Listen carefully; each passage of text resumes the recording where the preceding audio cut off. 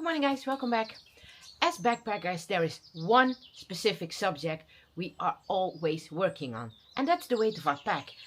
And it can be quite a struggle to go lightweight, ultra lightweight, whatever you prefer, and to have that been possible, let alone when you are backpacking with a dog. So in today's video, I'm going to give you 5 tips on how to lighten your pack when you are backpacking with your dog. But let me first say one thing very clearly. It's good to lighten your pack because it makes backpacking so much easier for you, much more comfortable, not that heavy load on your shoulders, and it will make your backpacking trip way more comfortable. But never ever lighten your pack over safety. Lightening the pack is good, but safety is always more important. If your dog needs specific gear because, for example, he gets cold very quickly, like Ravi does not leave that warm jacket for your dog at home because it probably saves you 100 grams on your back. So always be aware of that and make sure that you have a specific list on how you can lighten your pack, but never lose sight of safety. Tip number 1. Be aware of the materials that you're using for your dog's gear. For example, at football, food and water bowl, you can of course take your dog's regular bowls from home, but obviously they are quite heavy. They are often bulky and not made of the materials that you would like to take out in the outdoors with you. So if you go backpacking with your dog, make sure that you are carrying materials that are suitable for backpacking. Go search for lightweight bowls, for example. If you would like to carry clothes for your dog, make sure that you have it from outdoor materials that are lightweight, that are functional and not just fancy, because those are things that are always very important. So be aware of the kind of materials that you're using. Tip number 2. If possible, let your dog carry some of his or own gear. And that's not always possible with every dog because obviously dogs can only carry a limited amount of weight. They say 25% of their body weight, but in my opinion that's too much. I always go to 10, 15, max of 20%. And of course it also differs if you have a small dog like Ravi or you're having a Bernese mountain dog, for example. They obviously are able to carry way more weight than just a small little guy as Ravi does. But if your dog is able to, then let him carry his own, for example, food. That's always a good option to let your dog carry by himself. It takes off a little weight off your back. And when you're noticing that it might be a little bit too much for your dog to carry weight every day when you're out for a longer period of time, then whenever your pack gets more empty because you eat your own food, you can transfer more of your dog's gear into your pack. So then it will lighten the load of your dog and you will have it divided a little bit between the two of you. So if possible, let your dog carry some of his or own gear.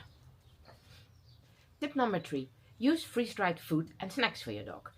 Obviously, when we are taking backpacking food, we are very aware of the weight of it. We are not going to take fresh potatoes, for example, but we are taking powdered mashed potatoes.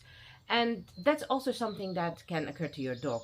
You have to be aware that your dog is fine with the food that you would like to feed out on the trail. So always be aware that in advance, before you take your dog out, your dog is working well on that one. But then transfer your dog onto freeze-dried stuff out on the trail. It saves a lot of weight in your pack and you will definitely feel that, especially when you're out for several days. When you're doing an overnighter, when I'm doing that with Ravi, I sometimes take his regular food because then you do not have to carry a lot of food yourself. It's only for one night, so you can handle it. But if you are out there for a week or weeks or even months, then it's always good to check on freeze-dried food. Your bag will thank you. Tip number 4. Be strict on what kind of gear you bring for your dog. Your dog, for example, at home might be really happy when he's playing with a ball. But keep in mind, does your dog really need that out on the trail? Sometimes I see gear lists from people, they have a stuffed animal for their dog. They have a ball for their dog. They have a chewing bone for their dog. Because those are things he likes at home so much.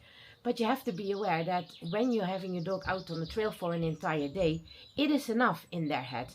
They do not need playtime at the end of the day. They do not need extra time for this. They do not need extra time for that they do need at home because they are not doing that much during the day.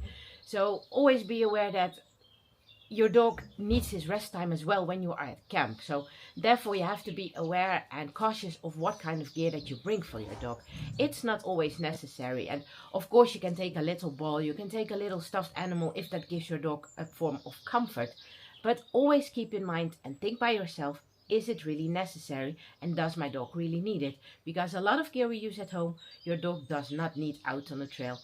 Usually having enough time to rest and having you as a company is quite enough for your dog. And tip number 5 has to do with the most heaviest weight that we can carry in our packs, and that's water. So when you are taking your dog out backpacking, you do not only have to carry your own water, you also have to carry your dog's water. Some people let their dog carry their water in their own backpacks, but I don't think it is a fair item to let your dog wear, because when you are letting your dog wear a pack itself, the weight in it has to be stable. And what does water do? It moves around, especially when your bottle gets more empty. So that's not very comfortable for your dog, and it can cause problems on the spinal cord, for example. So you do not want to let your dog carry any water. So when you are taking your dog out backpacking, make sure that you include a lot of possibilities into your hike to make sure that you can fill up on water, whether it is on restaurants, public toilets, or when you have more wilderness where you live, when you have to rely on water sources. Always make sure that there are plenty enough on your trail that day, because that saves so many weight on your back. I hope that these tips were helpful to you. Once again, never lose the sight of safety over lightening your pack. Safety is always more important, so definitely bring whatever your dog needs out on the trail. But you can be a little bit more strict to yourself on what you're going to bring, what kind of materials you're going to bring, what kind of food you're going to bring, to make your pack a lot lighter on your back. And it will make the hike much more comfortable to you, and your dog will absolutely not blame you when you are leaving some things behind, because there is a lot going on the trail. They have a lot of other things to do when they are at home, so your dog wouldn't blame you. So if this video was helpful to you, give us a like, subscribe to the channel and notify the alarm bell. And then, as always, enjoy the outdoors. We will catch you on the next trail. Goodbye.